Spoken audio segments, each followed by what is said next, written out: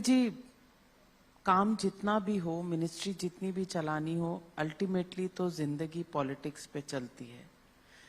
आप अपने opposition parties को क्यों कन्विंस नहीं कर पाते? इस तरफ जो ट्रेजरी बेंचेस और ऑपोजिशन बेंचेस का रिलेशनशिप है वो बहुत कॉन्फ्रंटेशनल है। राहुल गांधी जी कहते हैं कि आप लोग सिर्फ सेंगोल को प्राथमिकता देते हैं, पार्लियामेंट में लाते हैं, lying down and all that करते हैं, लेकिन the real problems of India are price rise, bad education, unemployment. How do you respond to mister Rahul Gandhi? देखिए, पहली बात तो ऐसे कि जो पॉलिटिक्स मैं करता हूं, और मैं आपको कहूंगा कि कभी आप इस बात को मानने होता है तो इसको जरूर प्रोपोगेट करिए। पॉलिटिक्स जो है वो power politics is not the only meaning of the politics. We need to have now new redefine the definition of the politics. Politics का मतलब, राजकारण का मतलब समाजकारण, राष्ट्रकारण और विकास कारण। राजनीति का मतलब लोकनीति, बृहत्तर राजनीति या धर्मनीति। मैं 80% सोशल वर्क करता हूं। मैं ग्रामीण क्षेत्र में और कृषि क्षेत्र में काम करता हूं, बायोफ्यूल में काम करता हूं, और मैं ये मानता हूं कि लोगों की शिक्षा के क्षेत्र में, स्वास्थ्य के क्षेत्र में, रोजगार देने में सेवा करना is a true meaning of politics. मेरे आपसे भी शिकायत है, आप बहुत ज्यादा इंपॉर्टेंस है पावर पॉलिटिक्स को देते हैं। ये बहुत ज्यादा चलता है, इसने क्या क्या, उसने क्या कहा। अब लोगों में इसमें इंटरेस्ट नहीं है। लोग नए इनोवेशंस, फ्यूचरिस्टिक टेक्नोलॉजी, किए हुए अच्छे काम ये देखना चाहते हैं, सोचना चाहते हैं।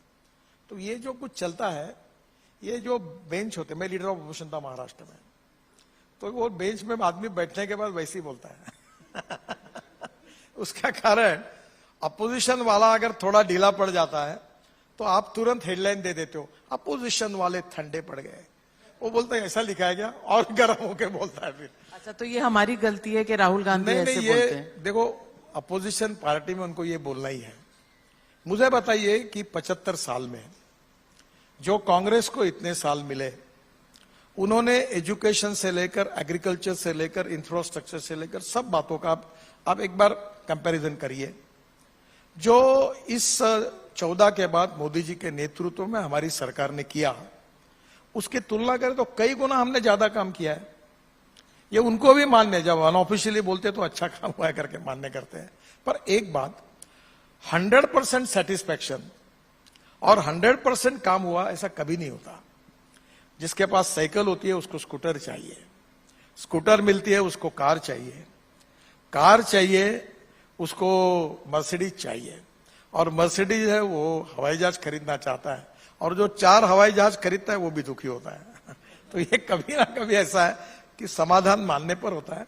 पर एक बात जरूर है कि जो आपके इकोनॉमिक ये जो डिस्कशन है, इसका सबसे इंपॉर्टेंट मुझे लगता है कि हमारे जीडीपी ग्रोथ में हमारी 22 to 24% मैन्युफैक्चरिंग सेक्टर से आता है, 52 to 54% सर्विस सेक्टर से आता है, और 12% केवल एग्रीकल्चर एंड अलाइड सेक्टर से आता है। हमारी 65% population rural, agriculture, tribal India के साथ डिपेंड करती है। जो बात उन्होंने कही, जल, जमीन, जंगल और जानवर, तो अब मैं ये कह रहा हूं कि किसान अन्नदाता नहीं, अब ऊर्जादाता बना। आपको याद होगा 2004 से मैं इथेनॉल मैंने स्टार्ट करके चिल्ला रहा था, आज वो 1 लाख करोड़ की इकोनॉमी बन गई।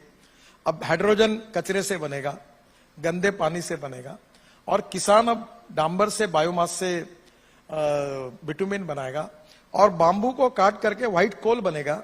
रूरल एग्रीकल्चर की इकोनॉमी बदल जाएगी। जिस दिन हम एग्रीकल्चर ग्रोथ रेट 22% पे नहीं लेके जाएंगे, तब तक हमारा देश दुनिया में आगे नहीं जाएगा। और इसलिए प्रधानमंत्री जी ने हमारी 500 एस्पिरेंट ब्लॉक्स और करीब 120 एस्पिरेंट डिस्ट्रिक्ट जो सोशली, इकोनॉमिकली, एजुकेशनली बैकवर्ड है, उनके डेवलपमेंट का प्रोग्राम बनाया। अभी तो आप कांजी बैठे नीति आयोग में, जब ये थे तो नीति आयोग ने ये आइडेंटिफाई किया, और मैं ये इकोनॉमिक कॉन्क्लेव में आपको आग्रह से एक ही प्रार्थना करूंगा कि ये जो 65% पॉपुलेशन है, हिंदुस्तान यानी मुंबई और दिल्ली नहीं है, हिंदुस्तान यानी गांव में बसे हुए गांव, गरीब, मजदूर, किसान, जो 65% आबादी है, उनके सोशियो इकोनॉमिक ट्रांसफॉर्मेशन का जो काम हमारी सरकार कर रही है, वही मुझे लगता है कि उसी की गति और मिलेगी और उससे हमारी इकोनॉमी जो है वो बन पाएगी।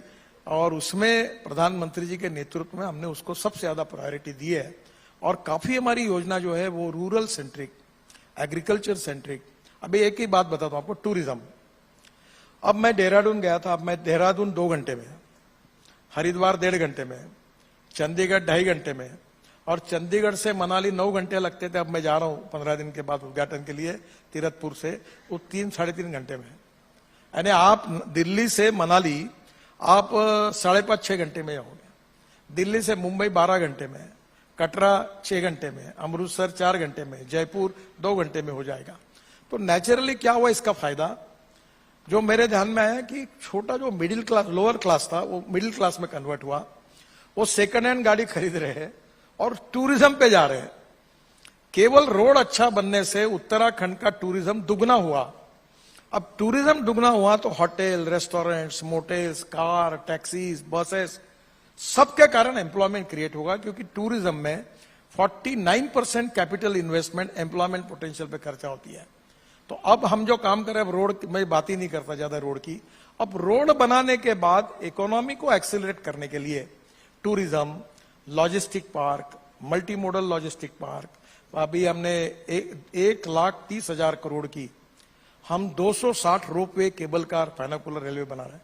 अभी मैं होटल के सामने से गुड़गांव तक, वो मैं हवा में चलने वाली स्काई बस के प्रोजेक्ट का स्टडी कर रहा हूं कि हवा में लोग जाएंगे बेंगलोर, मुंबई और दिल्ली में ऊपर के ऊपर।